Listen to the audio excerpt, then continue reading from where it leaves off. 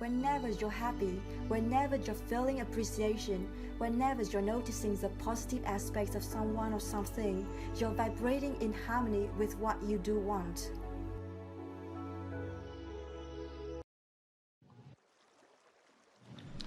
And are you refreshed? Good. Now what? It's supposed to become fewer and fewer, yes? Apparently we've just stirred you up. Right here? I'm happy to be here with my fellow travelers. Breathe deeply and speak right into this so they can hear you. Okay. My question is, something you mention often is that the Source adores us and is unconditional love. And I find I don't do that for myself. And I feel it when I'm in alignment. So is there a way to sort of keep it present when sort of to help me, direct me? So when you're in alignment, how do you feel? Oh, incredible. I mean, it's... So that's your preference? Yes, absolutely.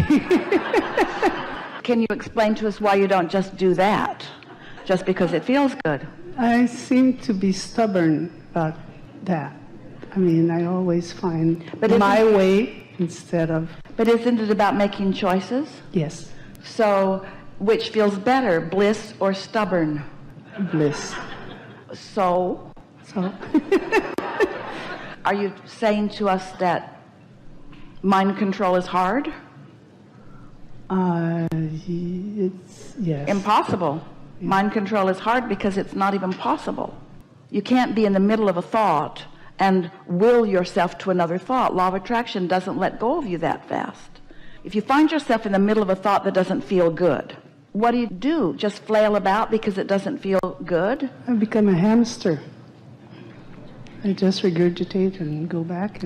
So it seems then that it's what you do before you get into that situation that is where your real power is. If you wait until you're in the middle of a negative thought and then you try to change it, it's slow going and it's hard. And you're not good at it. No one is, because law of attraction is very powerful. So doesn't it seem prudent to do some preliminary things? When you wake up in the morning, you don't have thoughts raging. Well, it seems that way sometimes, that I wake up and it's already there. When you wake up in the morning, you don't have thoughts that are already raging. Oh, really? So it comes quickly after I wake up then? When you wake up in the morning, you don't have thoughts that are raging. Listen to yourself arguing for your limitation. Exactly. Yes, Abraham, when I wake up, my thoughts are raging. No, they're not. Yes, they are. No, they're not. Yes, they are. No, they're not. Yes, they are. No, they're not. Yes, they are. All right, have it your way. Have a stubborn, miserable day. I'd rather, that's what I mean. I'd rather be loving and accepting and unconditional love for myself, by myself. We know that. We know that that's what you want, but your habit of thought sometimes carries you somewhere else. And so let's just lay this out in a really logical way. If thinking about what I want attracts what I want, and thinking about what I don't want attracts what I don't want, which do you choose? Thinking about what I want. If thinking about what I want feels good because it harmonizes with my inner being, and thinking about its absence feels bad because it doesn't harmonize with my inner being, then I know I want to think about what I want. If law of attraction responds to the thought I've got going, and law of attraction logically just brings me more and more and more of the thought I've got going. And since there is no ending or bottom to any thought, whatever I'm thinking about, wanted or unwanted, is going to become more and more and more and more. Yeah, it's like... So, but what if there were a way that you could begin the direction of your thought, the reaching for a thought, the leaning toward a thought, or even the control of a thought? What if there were a way to reach for control of thought before it had gone so far in the direction of what you don't want? Well, there is. That's what we're saying. That's what meditation will give to you. Even in meditation, I take on tangents and I end up out of it very easily. If I can't control my thought once I get into a thought, because law of attraction is going to keep perpetuating the thought I'm in. And if I am incapable of quieting my mind, then is there any way that I can ever be a deliberate creator? Sadly, no. If none of these things work for you, then you will never be able to be a deliberate creator.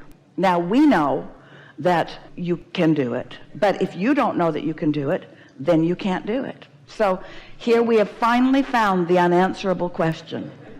There's no hope. That's what a stubborn person will bring you. No hope. I'm so sure that I can't do this that I will not let myself do this. Yes, and that's where the love part comes on. I mean, it's Next. very critical. We're hoping for easier questions and easier people. We're playing with you a little bit, but do you really believe that you can't quiet your mind? No, because sometimes it happens and I create. Then why did you just take us down that very painful path? Because most of the time when I sit to do meditation, I just go and then suddenly it's waving back and forth all over the place. And Does she remind you of you in any way? You're not even trying. maybe I tried too hard. Well, here's the reasoning that we're wanting to apply to this. It's harder to change a thought once it gets going, but it's easier to change a thought in the early stages before it gets going so hard. It's like the story that we've told for years about standing on top of the hill with your car in San Francisco, and you take the car out of gear and you release the brake, and you decide you're just going to nudge it a little bit from behind and see what happens. And you're pretty sure what's going to happen because you know about gravity and you know about the hill, and that car's just going to end up down there in the bay. And so, but you decide you'll do it anyway. So you nudge it just a little bit. And then right before the inertia and the gravity and the natural laws of the universe get hold of it and move toward an outcome you really don't want, because it just barely got started, you just jump right out in front of it and you stop it.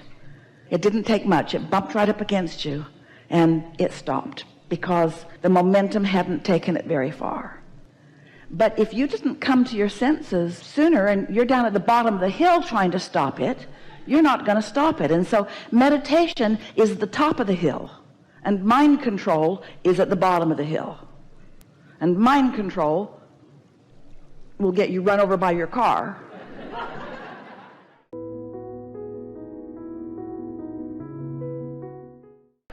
And meditation will give you control all day long. It's worth giving yourself just a little bit of permission to do that. Now, we're too far into the day to convince you now. Too much has gone on. You're more stubborn now than you would be when you first wake up. So when you first wake up, if we were standing in your physical shoes, that's when we would meditate. And even before we meditate, we might remember that sometimes I'm able to quiet my mind, and this very likely will be one of those times that I'm going to quiet my mind. In fact, even the night before, you might say, I'm going to take my negative self to bed, and while I sleep, momentum is going to subside a great deal. And when I wake up in the morning, I won't be my negative self like I am right now. I'll be lighter, and so the first thing when I wake up, I'll get something to drink, and I'll go and I will meditate. And I will see what happens. And if you will do that, you will show yourself that you can quiet your mind. And if you quiet your mind, you will show yourself that thoughts will come into your mind. You'll be in the receiving mode of eventually really good impulses and ideas. More preparation. We're not really right now with you wanting to talk too much about preparation. That's how you got so stubborn. We want you to sneak up on yourself. That's about right. First thing in the morning before you realize it's you.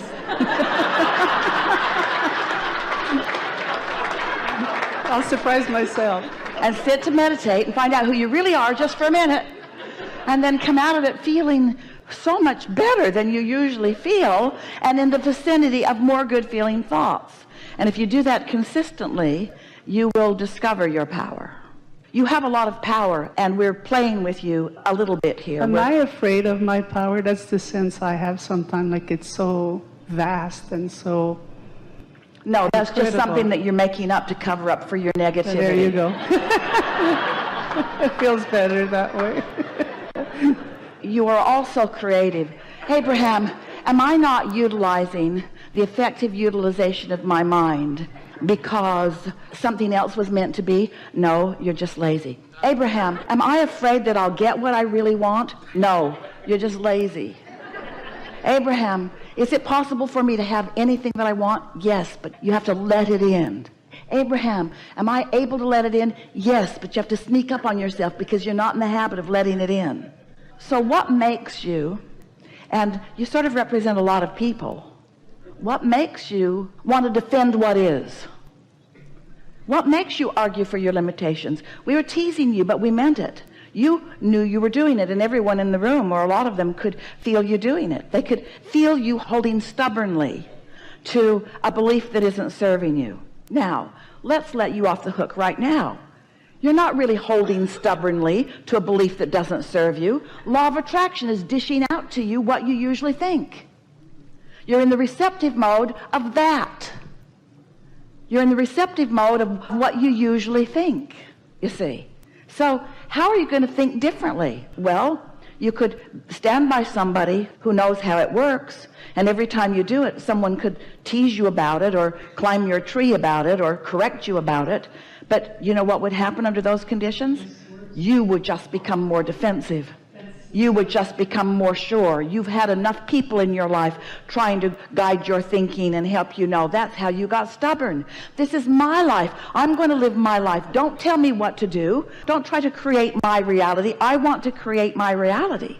But in the process, you see, when you get defensive, when you are justifying or defending, if you feel like you have to defend yourself against something, you make that something bigger and bigger and bigger and bigger and bigger because you create your own reality. And you know why you do it? Because if I can create something big and bad and I can overcome it, then I'll be good. If I can defeat the badness, then I will be the goodness. Or I feel like it's my freedom to do so. Say more? I feel like it's want to be free by doing it my way. Yeah, that's a valid point, isn't it? But what if your way, what if those battles that you're accustomed to fighting with others, what if now you've got that battle fighting going on between you and you? Think about that. If you're used to defending yourself against others and what they think or what they want you to do, then isn't it logical that you would develop a pattern where you would sort of contradict your own desires? I want that, but it's not practical. I want that, but that's not really reasonable. And I want that, but is that spiritual, or is that prudent, or is that acceptable? You fight this battle with yourself unnecessarily. But when you quiet your mind, there's no battle because there's just the inner you. Hear this. When you go to sleep, there's just the inner you. But this part of you is ready to wake up and be like you were before you went to sleep. But when you meditate, there's just the inner you. But during meditation, the physical you joined the inner you. Can you feel the difference? When you meditate, your vibration rises. So, do you meditate? Yes. Do you meditate? Yes. And when you meditate, do you quiet your mind? Not all the Then time. you don't meditate. I do the process, but I don't get... Going through the motions. Have you ever worked with someone who just goes through the motions? They're pretending to wash the dishes, but nothing ever gets clean. They said they made the bed, but when you looked at it, it wasn't made. In other words, they're just going through the motions, not wanting to accomplish something. Well, that's not who you are. You want to accomplish something. So do you want to accomplish meditation? Do you understand what accomplishing meditation means? It means quieting your mind. It means giving yourself in your physical body access to the vibration of your inner mind. When you feel good, you are close to your true essence, your spirit, the full beauty of who you are.